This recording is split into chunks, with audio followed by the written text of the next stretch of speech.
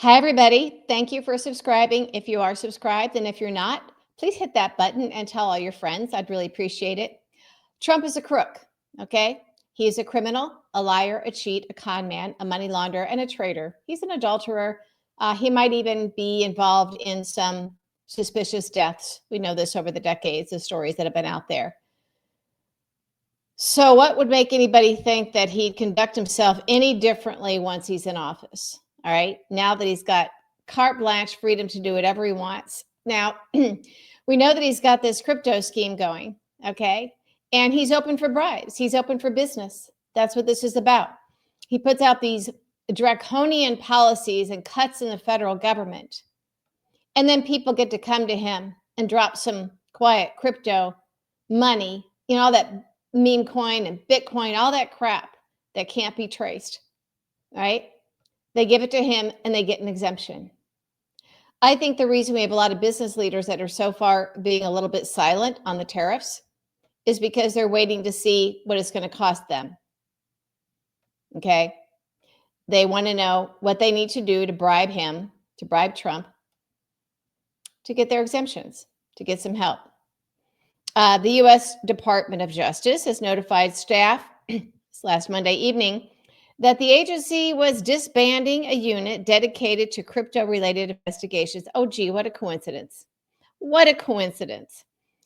So they announced that the Department of Justice is not a digital assets regulator. However, the prior administration used the Justice Department to pursue a reckless strategy of regulation by prosecution.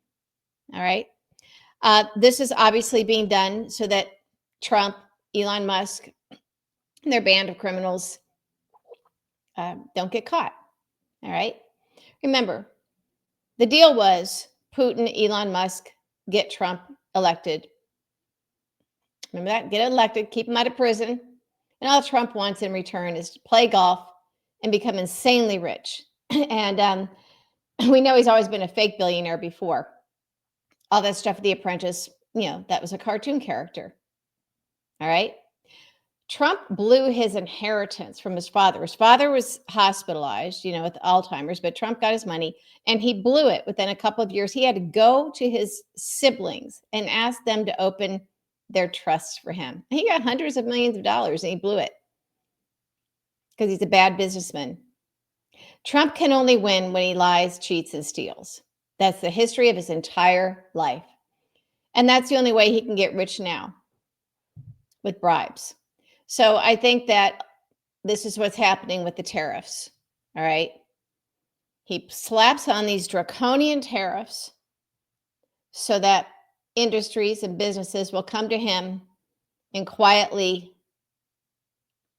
dump the crypto in these accounts that can't be traced, can't be regulated. Trump wants to be an oligarch. And Putin wants him to be an oligarch because Putin gets what he wants. He's like, sure, Trump, go do what you want. Take advantage of it. And that's why Trump's administration is full of crooks and liars and people that could not get anywhere near these jobs in any other administration. He couldn't get away with that quite as much in the first administration because there were a lot of establishment people that he had to bring on board who weren't necessarily cultists, but they were like, okay, it's a Republican administration. I'm a Republican. I work for Republicans. And then we saw what happened. So this is part of Trump being just a great big old crook. Remember what happened with Trump University. Remember what happened with the children's charity. I mean, he stole from their children's cancer charity. Every single thing Trump has ever been involved in involves a crime or ethical violations. He's done this his entire life. You cannot point to a single business venture by Trump that wasn't done illegally or with sleaze. Okay? And law enforcement let him get away with it for decades. He knew how to slip through the cracks. He knew how to buy off judges and different officials in New York. Okay? He's gotten away with it for years. And New Yorkers know it. New Yorkers know it. I mean, look how Rudy Giuliani operates. So this is why Trump's policies, if you want to even call them that, are so hard to defend if you're a normal, honest person. And that's why he needs these idiot maggots, cultists who don't understand things to help him lie, cheat, and steal. All right. He's the perfect foil, the perfect person for Russia to have chosen in the 1980s and for Putin to have been manipulating all these years. Because Trump speaks that language of a liar, a cheat, a criminal, a murderer, a dictator. He simply is unable to operate honestly, the straight and narrow. If you look at his entire career, all of his business dealings, look at that Atlantic City casino. How do you bankrupt a casino? It's literally a money-making machine. Well, if you're, doing some money laundering, of course you do. And we know there was some shenanigans with some chips and his father. You have to Google that, by the way. That's real interesting how they got themselves out of that scrape. But this is what Trump does always, always. And you can bet he and sleazy MAGA Republicans in Congress are making a lot of money now, like Marjorie Taylor Greene. They know what's happening. They know when to buy. They know when to sell. The kind of thing that Martha Stewart went to prison for. And they seem very confident that there will never be any accounting for their crimes, that there won't be elections again, that law enforcement and the Supreme Court are permanently corrupted or done away with. And they might be right. Just look at January 6th. And how did Trump get away with that? I know that Merrick Garland is probably the worst AG in the history of the country. Whether he was compromised or just really, really bad at his job is almost immaterial. He was criminally negligent. And he is why Trump is president now. He let him get away with it. But you have to look at how Trump has done this his entire life in New York and with the feds, not just New York law enforcement, but the feds. How he was able to get away with his crimes for so long. The corruption, the bribery, the threats, the conspiracies, they're just embedded in everything he does. You cannot identify a single business venture that Trump has done that's been done on the up and up and where he succeeded. There's a reason why Elon Musk said if Trump didn't win, he, meaning Elon Musk, was going to be going to prison. He understands that mindset and that world as well. And as Robert Reich has pointed out, it's really, really hard to find a super rich person who got there without breaking the law, stepping on toes, maybe breaking a few arms, doing some lying, cheating, and stealing, stepping all over a little guy, doing something that's very unethical that ruins other lives. Okay? I mean, it can happen, but mostly it doesn't. And Trump has now packed his cabinet and his administration full of these types of people. This is where we are. But stop giving him the benefit of the doubt on anything, that he's doing anything honestly. And when your MAGA friends say, oh, but there's no actual proof, I haven't seen proof that he did X, Y, or Z, ask them to find one business venture that Trump has ever been involved in that he did legally or ethically or without hurting other people. You can't find it.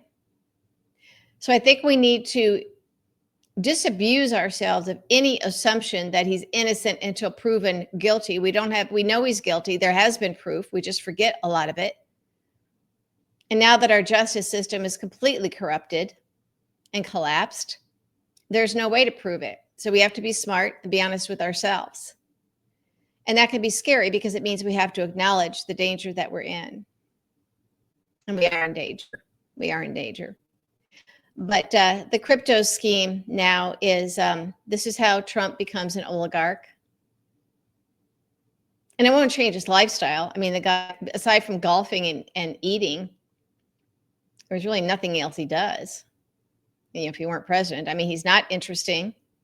He doesn't have hobbies or anything that he does. He doesn't have any philanthropy that he's passionate about. Not going to write a book. He'd have somebody else write it for him. I mean, he's too stupid to do anything else as well. He's a stupid, boring, unethical criminal. That's who Trump is. That's who he is. So that's all he's ever been. And that's all he'll ever be. So he wants the money, not because, oh, he adores his family and he wants to leave them extra billions. He wants it for ego. He wants it so he can leave this world feeling that he's one of the top 10 wealthy, whatever, top 100, whatever. He wants to be an oligarch. Even if he lives until, okay, he'll try for a third term, I guess, but by that time he would just hand everything over to someone else and we're completely done. He has no interest in being president.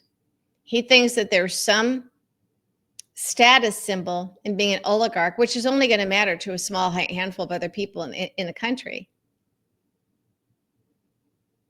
It's power for the sake of power. And we did this. We gave this to him. So the reason I keep pounding on people not to let their MAGA friends off the hook is because by being tolerant of them, it's kind of how we got here. It's how we got here. But keep in mind, Trump is a criminal. He is a crook. He is a convicted felon and an adjudicated rapist. Many of his business ventures have crashed and burned under the legal weight, and others crashed and burned under his ineptness, okay? And he's just not good at this. Republicans in Congress, sadly, are now the only ones who can save us. The Supreme Court is corrupt. The majority of the Supreme Court is corrupt and they're in Trump's pocket. So that was by design. And we're going to have a hard time winning in the courts on the big stuff. We got Mark Elias and other heroes like that out there from Democracy Docket that are doing great work for some of these things, that are kind of down ballot and we don't hear about them every day.